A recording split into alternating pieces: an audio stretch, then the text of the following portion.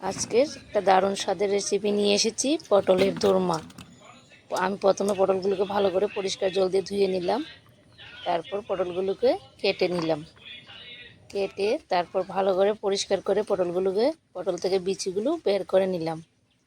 পটল থেকে বিচিগুলো বের করে তারপরে পটলের বীজগুলো আমি ভালো করে বেটে নিয়েছি। তারপর পেঁয়াজ কুচি করে নিয়েছি আর আলুকে ভালো করে কুচি কুচি করে কেটে নিয়েছি।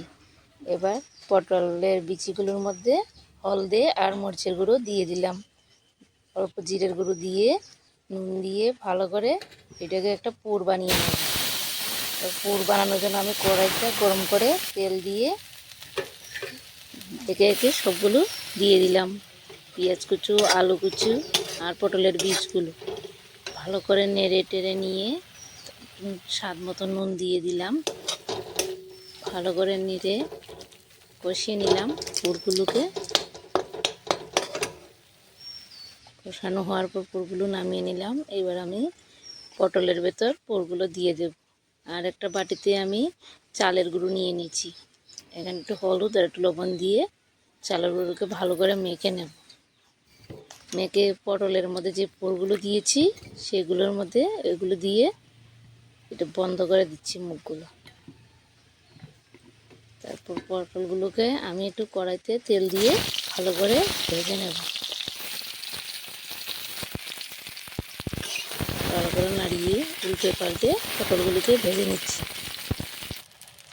পটলগুলো আমার ভাজা হয়ে গেছে। এবার আমি এগুলো নামিয়ে নেব।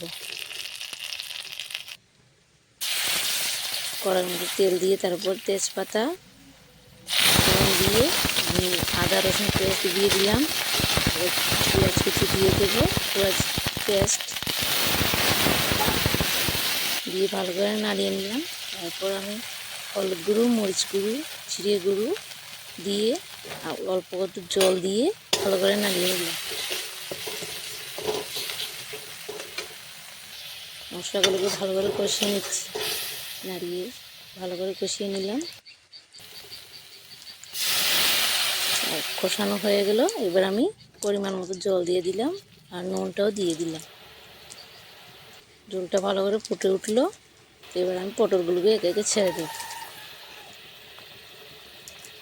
ভালো করে ফুটছে পটলগুলো। আমার পটল রেসিপিটা হয়ে গেল। এবার ধনেপাতা দিয়ে পটলেরটা নামিয়ে নিলাম। এই রেডি হয়ে গেল আমার পটলের দোরমা।